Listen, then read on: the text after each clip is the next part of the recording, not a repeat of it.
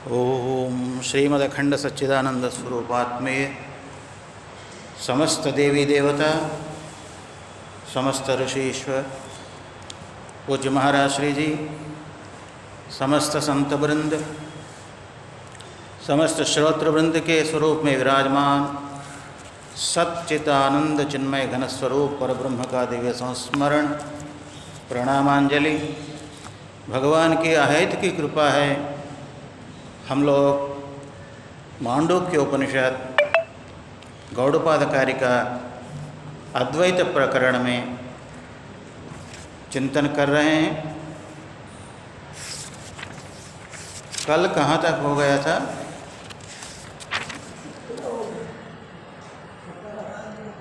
16वां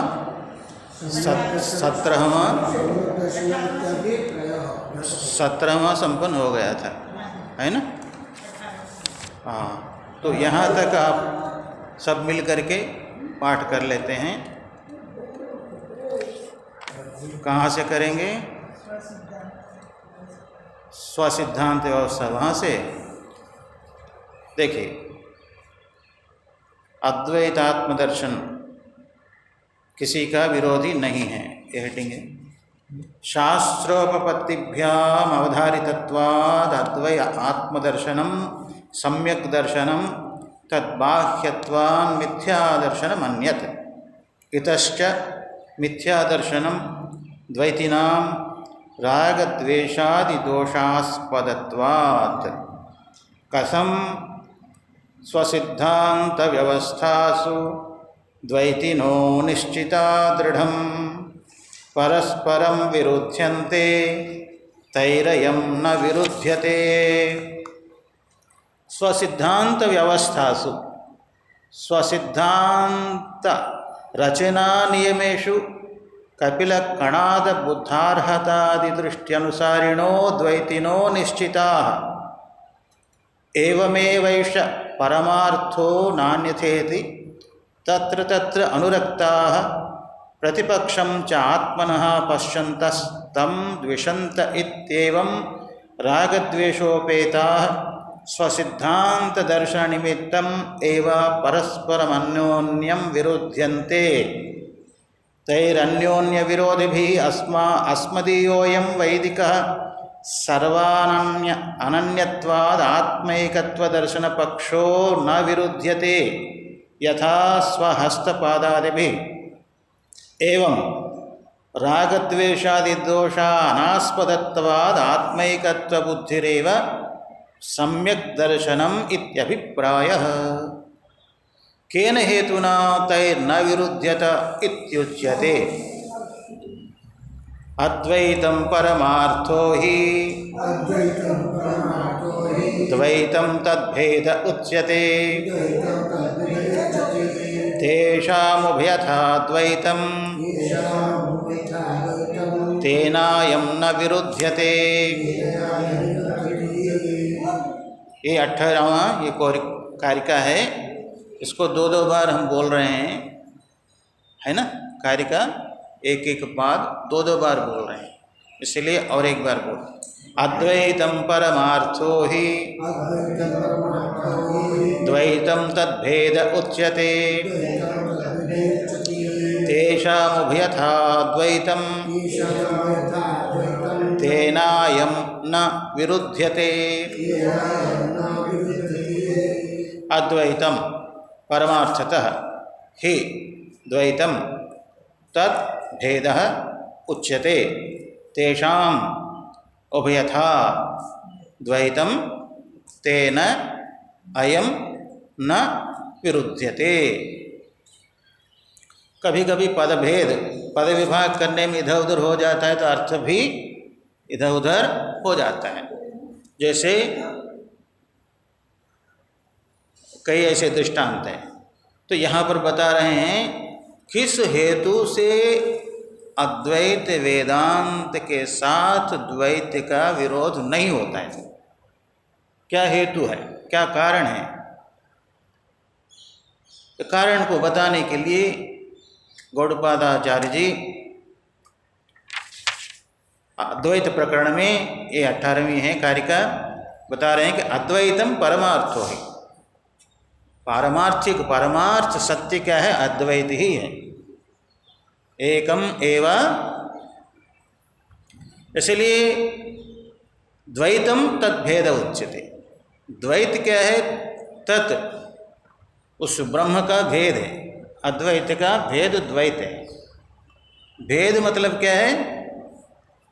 कार्य, वो कल्पित ही समझो, प्रतिफलित ही समझो, तो उसका ये क्या है? अधिष्ठान है अद्वैत और आरोपित है भेद। आधार एक है, एक आधार में कई प्रकार के कल्पित होते हैं, दिखाई पड़ते हैं कि नहीं? जैसे एक ही सूर्य है, एक ही चंद्रमा है, किंतु यदि आंखों में कुछ ऐसे कोई मोतियाबिंद आ जाए, कितने दिखाई पड़ते हैं? कभी दिखाई पड़े कि नहीं आपको? ध्यान नहीं दिए हम लोग। मोतियाबिंद हो या कोई ऐसे ऐसे थोड़ा आंखों को ऐसे मसल ले तो ऐसे देखो तो दो नहीं कई जो है सूर्य चंद्रमा दिखाई पड़ेंगे। तो वहाँ तक नहीं, यहीं पर इसका मतलब आपका अनुभव है, हुआ है, सभी का अनुभव है, भले आप भूल गए। अब थोड़ा सा आंखों को ऐसे करके देखिए, मैं ही आपको कई एक अखंडानंद जी नहीं, कई अखंडानंद जी दिखाई पड़ेंगे आपको। हाँ होता है। इसलिए तो कहते हैं एक ही है, दिखाई देने मात्र से कोई सत्य नहीं होता है। सारांश क्या है? दिखाई पड़ने मात्र से कोई सत्य नहीं होता है, पारमार्थिक नहीं होता है। कई प्रकार के जो है सूर्य या चंद्रमा के प्रतिबिंब दिखाई पड़ने पर भी सूर्य या चंद्रमा एक ही है। उसी प्रकार अधिष्ठान जो सत्ता है, आधार है ब्रह्म, वो एक ही है। तो वास्तविक ज्ञान जब तक नहीं होगा तब तक वो यथार्थ ज्ञान प्राप्त नहीं होगा, तब तक भिन्न भिन्न रूप से सृष्टि के माध्यम से जानते हैं, किंतु सृष्टि आरोपित है, अधिष्ठान ही सत्य है और आरोपित जो कल्पित है वो भिन्न भिन्न है। वो आधार ही ना हो तो कल्पना नहीं होगी। जैसे कल हम लोग बोल रहे थे ना कि बिना यत्किंचित ज्ञान के बिना रज्जु में सर्प की भ्रांति नहीं हो सकती, सामान्य ज्ञान होना चाहिए। उसी प्रसंग में हम बोल रहे थे, कई आचार्यों का भी स्मरण किया हमने, जो अभी हम लोगों को जो है आ से लेकर अब तक जितने भी जो है किसी भी शास्त्र का अध्ययन कराया, उन सभी संतों को निरंतर प्रणाम करना चाहिए, निरंतर याद रखना चाहिए। उनकी कृपा से ही हम लोगों को ये जो विद्या प्राप्त हुई है। अब उनमें आचार्य महामंडलेश्वर पुण्यानंद महाराज जी के जो न्याय से पढ़ाने वाले शाश्वतानंद जी महाराज दक्षिणामूर्ति मठ में, वो भी हमको पढ़ाते थे। थोड़ा हिंदी ठीक नहीं हो पाई थी, तो क्योंकि बुढ़ापे तक जो है उनकी अपनी भाषा में बोलते थे। अब उसी प्रकार सदानंद जी महाराज और सुशीलानंद जी महाराज उदासीन संन्यास कॉलेज में, और कई महात्मा, कई अपने जो विश्वात्मानंद जी, अभी विश्वात्मानंद जी महाराज हैं महामंडलेश्वर साधना सदन वाले, वो टेकरा मठ में रहते थे। उनसे भी हमने थोड़ा लघु सिद्धांत का छोटे सफ़ेद कपड़े में, उनसे भी मैंने अध्ययन किया। उसके बाद गीता गोविंद मठ में भी पढ़ाते थे। कई महापुरुष हैं, सबके प्रति कृतज्ञता पूर्वक प्रणाम समर्पित करता हूँ। तो उनकी कृपा है, और भी कहीं यदि भूल भी गए उन सब को जो है प्रणाम करना चाहिए कृतज्ञता पूर्वक।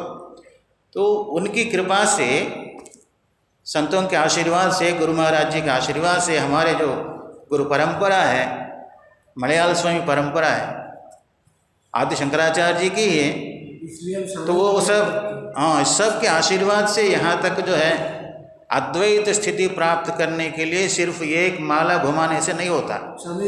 एक सभी सबको प्रणाम करना चाहिए प्रतिदिन कृतज्ञता पूर्वक। कभी भी अभिमान नहीं आना चाहिए, अहंकार नहीं आना चाहिए। तो कहते हैं कि अद्वैत एक ही है परमार्थ, किंतु द्वैत तद्भेद उच्यते। तद्भेद क्योंकि है एक ही है, अब दूसरे का कार्य कैसे हो सकता है? चाहे जितने भी प्रकार के जो है भूलोक, भूवर्लोक, सुवर्लोक, जनलोक, तपोलोक, सत्यलोक इत्यादि जितने भी चतुर्दश भुवन हैं, ये सभी का आधार एक ही है। इसलिए तद्भेद उच्यते। जगत क्या है? तद्भेद। तत्व माने ब्रह्म, ब्रह्म भेद माने कार्य। तेषाम उभयथा द्वैतम, तेषाम जो द्वैतवादी है उनके लिए कोई पारमार्थिक एक सत्य नहीं, वो द्वैती ही है। वो बंधन में भी रहेंगे तब भी द्वैत में ही रहेंगे, मुक्त हो जाएंगे तो भी द्वैत में ही रहेंगे। द्वैत माने दो।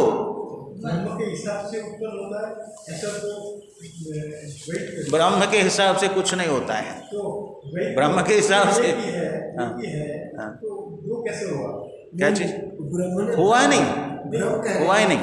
ब्रह्म कह रहे, ब्रह्म भ्रम ब्रह्म माया के कारण, माया का किरण अविद्या के कारण, यथा जैसे रज्जु में सर्प कब जन्म लिया, कब पैदा हुआ? रज्जु का वास्तविक ज्ञान प्राप्त ना होने के कारण सर्प की भ्रांति है। यदि रज्जु का वास्तविक ज्ञान प्राप्त हो जाएगा, सर्प भ्रांति नहीं हो। तो इसी प्रकार ब्रह्म का यथार्थ ज्ञान प्राप्त हो जाएगा तो फिर जगत का वास्तविकता प्रतीत नहीं होगी। जैसे जब तक जो है स्वप्न देखेंगे, जब तक स्वप्न में रहेंगे तब तक स्वप्न सत्य दिखाई पड़े। जो स्वप्न से जग जाएंगे, नींद से जग जाएंगे, तब खुद ही हंसेंगे, अरे ये सब सपने थे, कुछ नहीं था। बहुत जो है ना ये जो सस्ता हो गया, सोना खरीद लिया था, इन्वेस्ट किया, वो सब कुछ नहीं था। तो ये सब ये सपने हैं। इस प्रकार विश्वं दर्पण दृश्यमान नगरी तुल्यं निजान्तर्गतं पश्यन्नात्मनि मायया बहिरिवोद्भूतं यथा निद्रया। निद्रया यः साक्षात् कुरुते प्रबोध समये स्वात्मानमेवाद्वयं। स्वात्मानमेवाद्वयं, वहाँ और कोई नहीं था, एक मैं अकेला। स्वात्मानम एव अद्वयं पश्यति। इसलिए तो जो भी प्रतिमान जगत है ये सत्य नहीं है। जैसे दिखाई देता है वो ये सत्य नहीं है। मिथ्या का मतलब जगत नहीं है ऐसा नहीं। मिथ्या को कई लोग समझ नहीं पाते हैं। मिथ्या का मतलब बिल्कुल नहीं है जगत, ऐसी बात नहीं है। जैसे दिखाई देता है वैसे सत्य नहीं है। हाँ, जो जैसे दिखाई देता है, जैसे दिखाई देता है वो सत्य नहीं है। सत्य एकमात्र चैतन्य परब्रह्म एक ही है। तेषाम उभयथा द्वैतम, ये जो द्वैत लोग हैं वो दोनों तरफ जो है द्वैत ही रहेगा। बंधन में भी द्वैत, मुक्त होने पर भी द्वैत ही रहेगा। क्योंकि भगवान और भक्त वो सायोज्य, सालोक्य, सारूप्य, सायुज्य जो भी मुक्ति है वो द्वैत बना ही रहेगा। उस शरीर में चिपक जाएगा। जैसे कल बताया था ना, तो तेषाम उभयथा द्वैतम तेनायम न विरुध्यते, उससे इसका विरोध, अद्वैत वेदांत का विरोध नहीं होता है। भाष्य देखिए, अद्वैतम परमार्थो ही, अद्वैत ही परमार्थ है ही यस्मात्, क्योंकि द्वैतम नानात्वम तस्य अद्वैतस्य भेदः, अद्वैत का ही भेद है द्वैत। तद्भेदः तस्य कार्यम इत्यर्थः। तद्भेद का मतलब क्या? तद्भेद जो पद है वो सामासिक पद है। तस्य भेदः तद्भेदः, तो उसको और स्पष्ट कर रहे हैं। भेद का अर्थ यहाँ पर कार्यम, कार्य होगा तभी भेद होगा। कई प्रकार के अवयवों का समूह ही कार्य होता है। कार्य का मतलब होता है कई अवयवों का समूह, विस्तार। एकमेवाद्वितीयम, छांदोग्य उपनिषद है। आद्य शंकराचार्य भगवान कुछ भी बोलते हैं उसका प्रमाण क्या है? उपनिषद।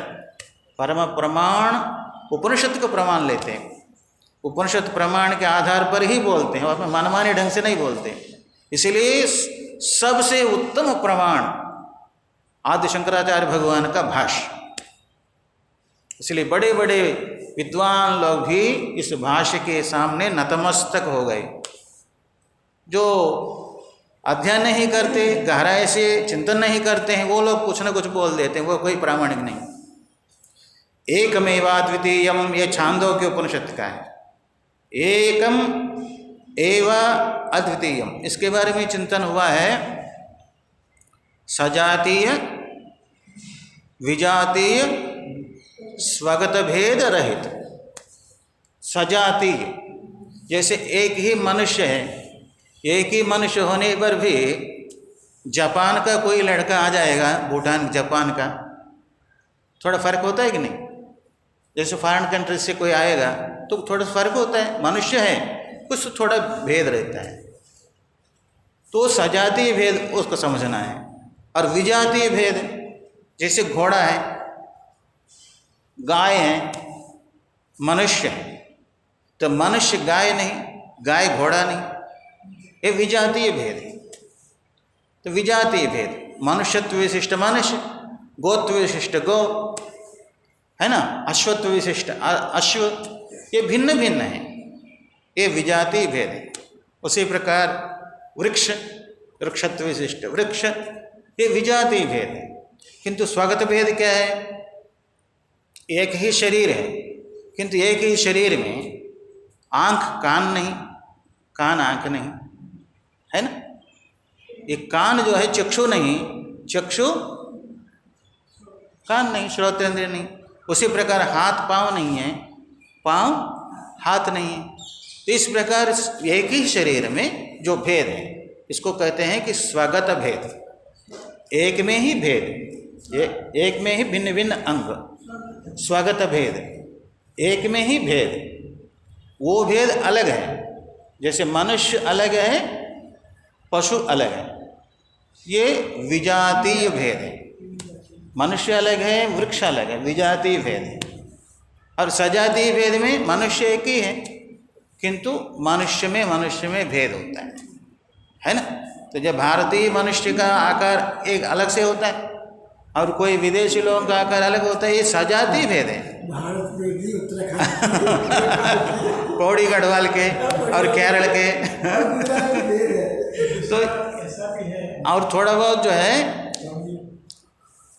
दूसरा ऐसा भी है, अपना एक ही है, समझे का अपना भाई सब है, तभी अपने को अलग ही होते हैं। कभी कभी ऐसा लगता है हम अकेला है, लाइफ में ऐसा, वो अलग बात है, वो अलग बात है, वो अलग बात है।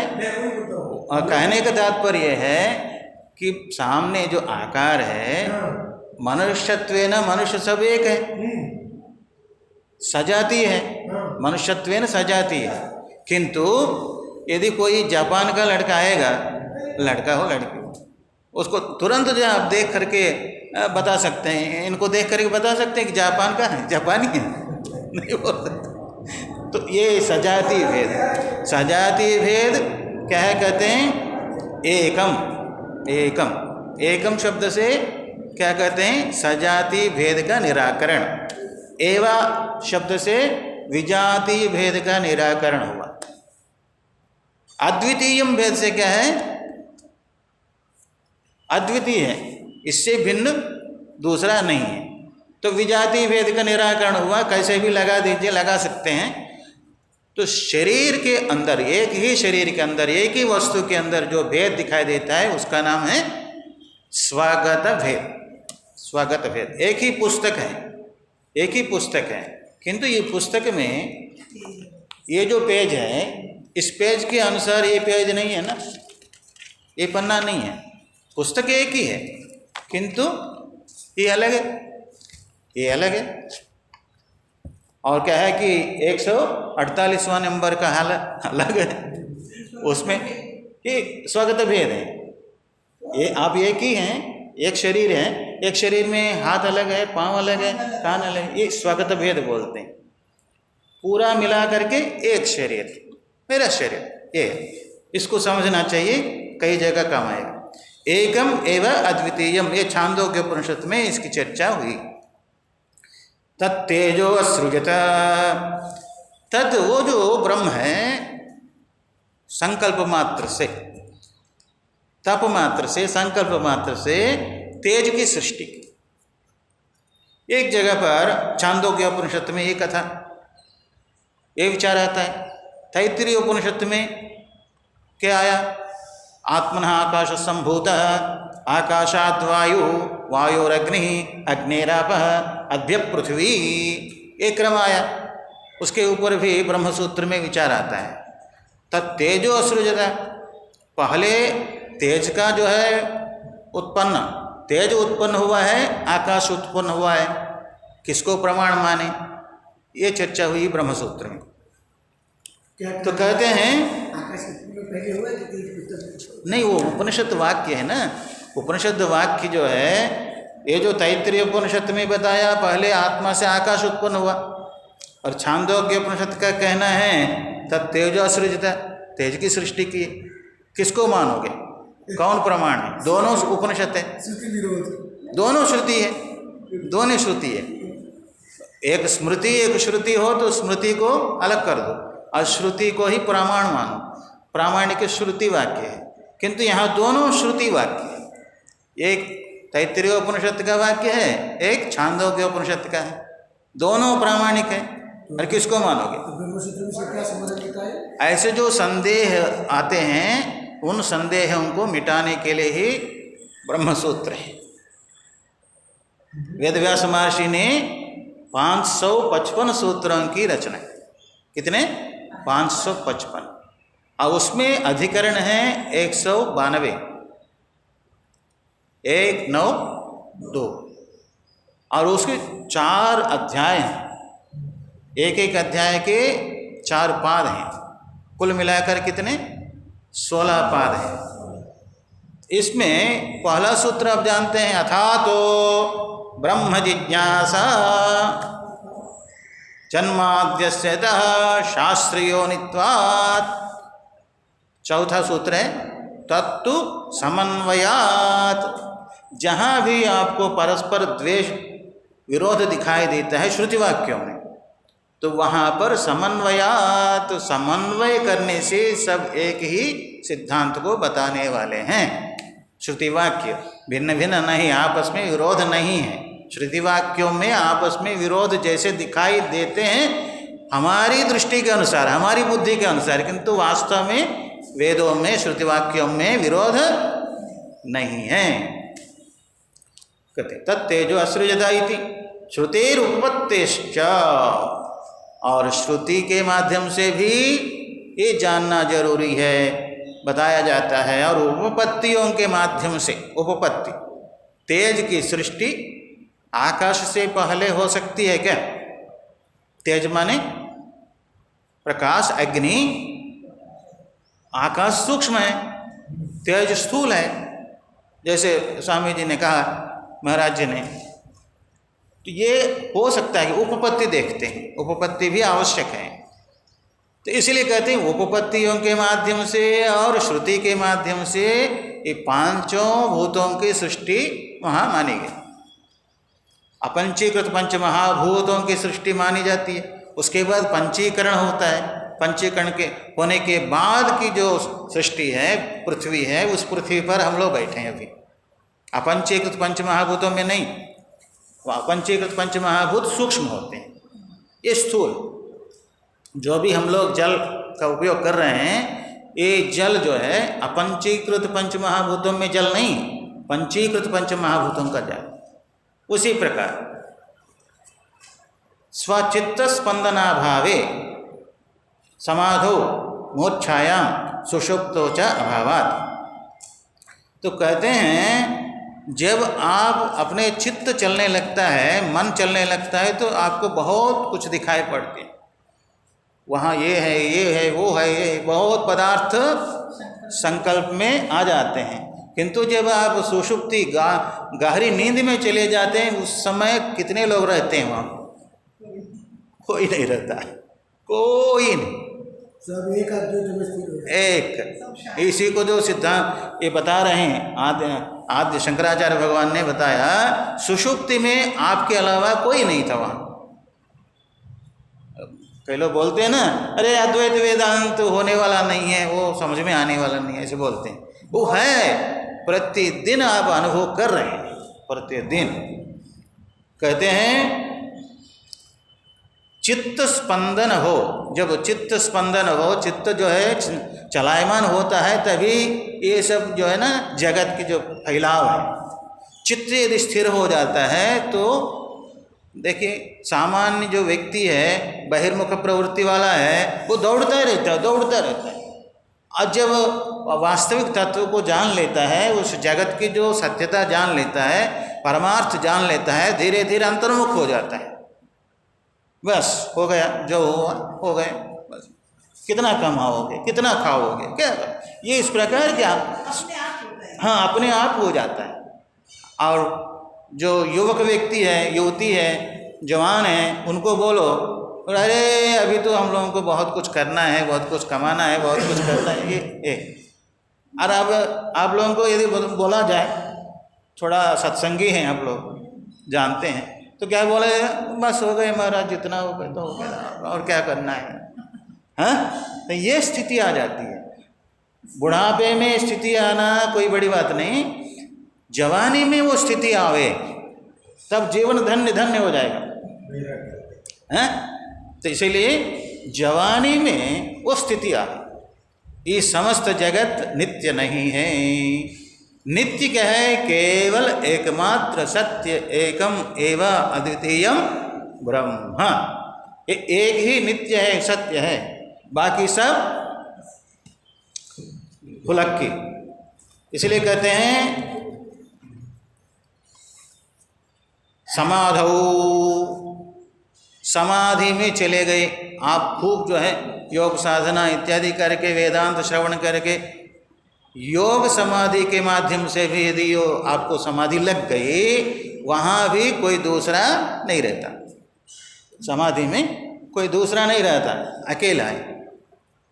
और मूर्छायाम, मूर्छावस्था भी होती है एक अवस्था, मूर्छावस्था, मूर्छावस्था में कोई दूसरा नहीं रहता। समाधि में तो 4-5 प्रकार वाला है। हाँ वो ठीक है समाधि, यहाँ तो सब पढ़ करके यहाँ आ गए, समझ लीजिए। व्याकरण शास्त्र पढ़ लिए, न्याय शास्त्र पढ़ लिए, और योग शास्त्र पढ़ लिए, पूर्व मीमांसा पढ़ लिए।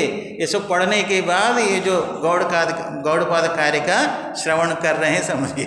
इसीलिए तो सविकल्प का समाधि, निर्विकल्प का समाधि, ये सब चर्चा बोल रहे हैं। तो ये जो जितने प्रकार की समाधि है, सब एक समाधि शब्द से आ जाते हैं। तो ये जो समाधि में मेरे से भिन्न दूसरा नहीं रहता, एक ही रहता है, ये कहने के तात्पर्य। वहाँ भी अद्वय है और मूर्छावस्था में भी अद्वय है, सुषुप्ति में सबको अनुभव में, सुषुप्ति में एक ही रहता है। यही भगवान भाष्यकार भगवान बोल रहे हैं, स्वचित्त स्पंदनाभावे समाधौ।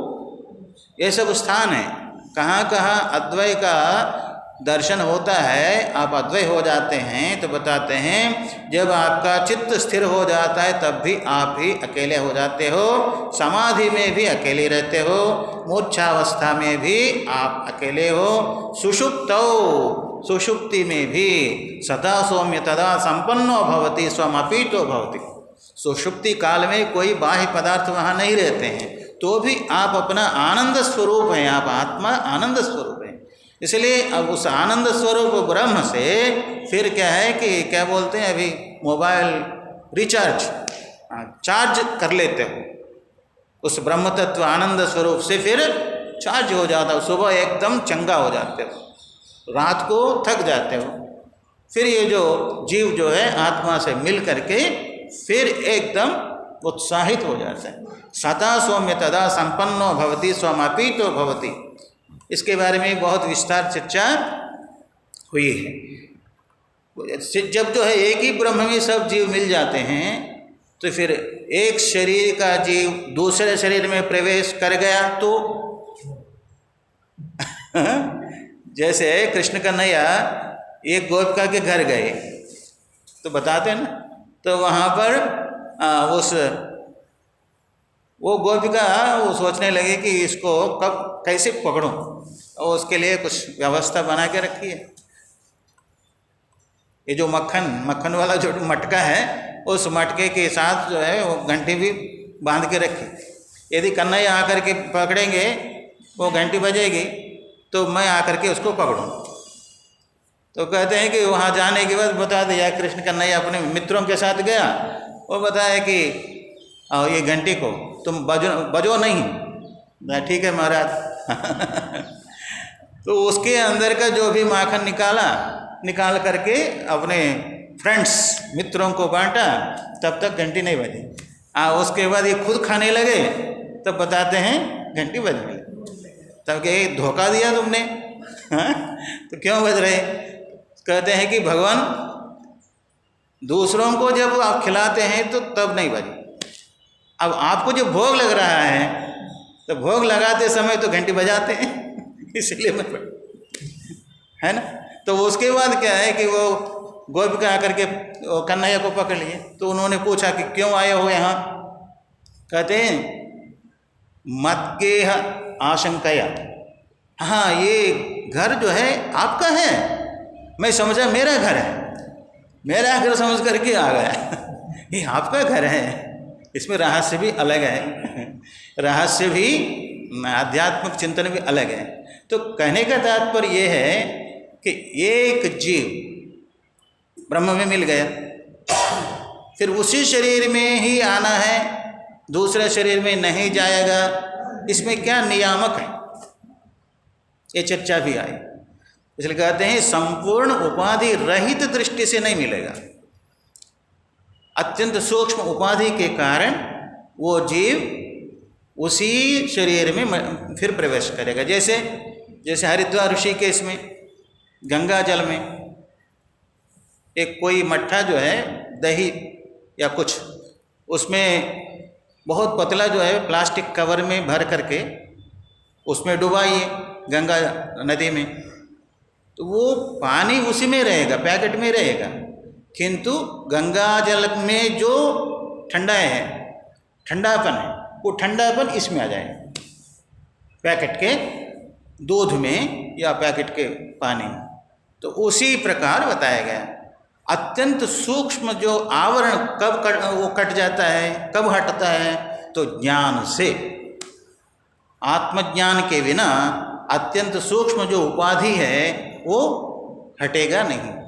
इसलिए ज्ञानाग्नि सर्व कर्माणि भस्मसात् कुरु, ज्ञानाग्नि से समस्त उपाधि नष्ट हो जाती है, इसलिए ज्ञान की आवश्यकता है। तो यहाँ पर बता रहे हैं सुषुप्तौचा अभावात्, सुषुप्ति में भी द्वैत नहीं है, मूर्छावस्था में भी द्वैत नहीं है, समाधि में भी द्वैत नहीं है, और चित्त का स्पंदन जब नहीं होता है तब भी द्वैत नहीं है।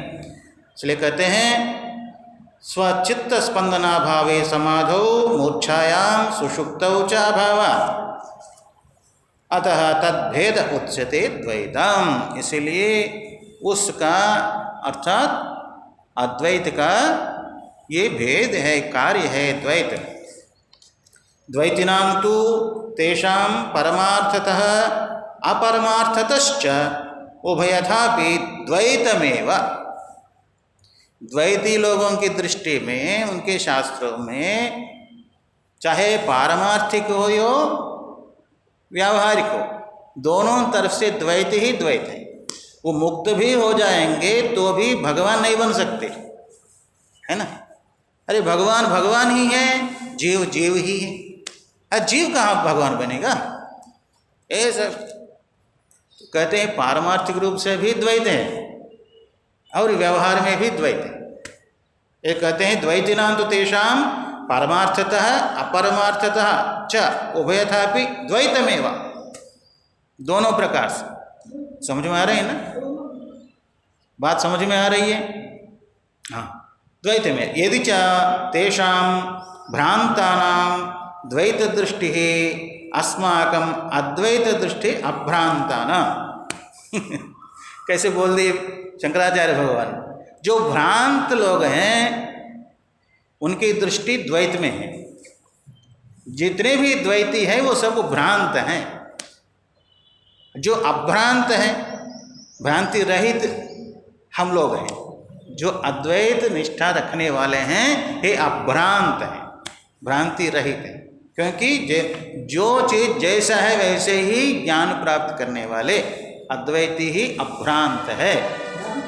इसलिए कहते हैं यदि च तेषां भ्रांतानाम, वो द्वैती लोग भ्रांत लोग हैं, द्वैत दृष्टि ही, इसीलिए उनकी दृष्टि द्वैत में रहती है।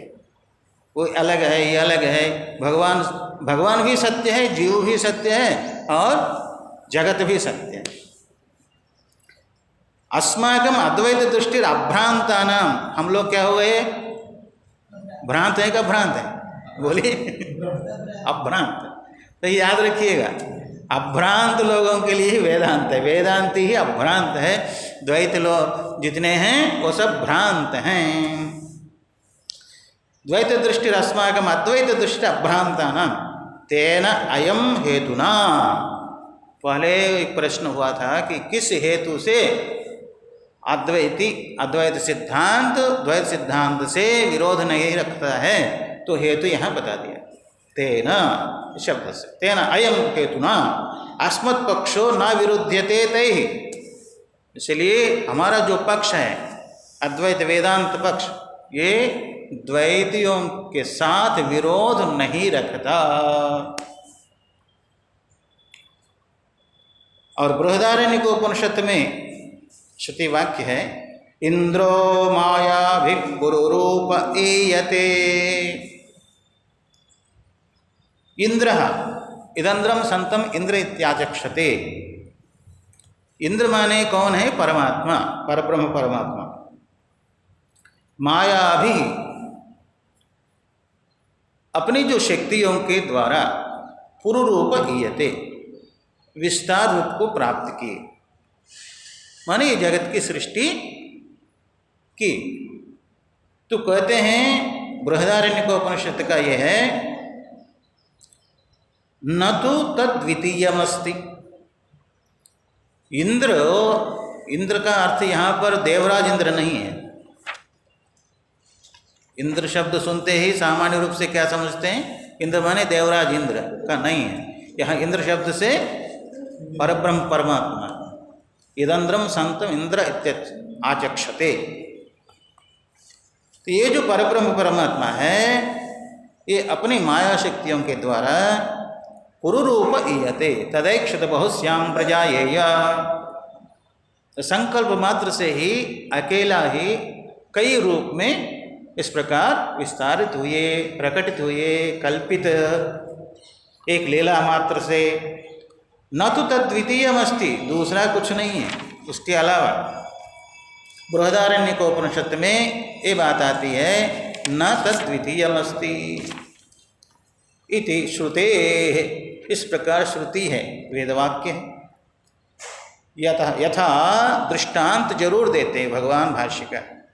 यथा मत्त गजारूढ़ उन्मत्तम भूमिष्ठम प्रति गजारूढ़ोम गजम वाहय माम प्रतीति ब्रुवाणमपि तम प्रति न वाहयत्यविरोध बुद्धिया तद्वत्। तो जैसे आप बोल रहे हैं द्वैतवादी भ्रांत हैं, अद्वैतवादी अभ्रांत हैं, ऐसे बोल रहे थे। और कई ऐसे लोग बोलते हैं कि द्वैतवादी ही भ्रांत हैं, आप ही लोगों को कुछ नहीं आता, ऐसे भी बोलने वाले हैं, होते हैं कि नहीं? अद्वैत अद्वैत कुछ नहीं होता, ऐसे बोलने वाले भी कहते हैं। एक दृष्टांत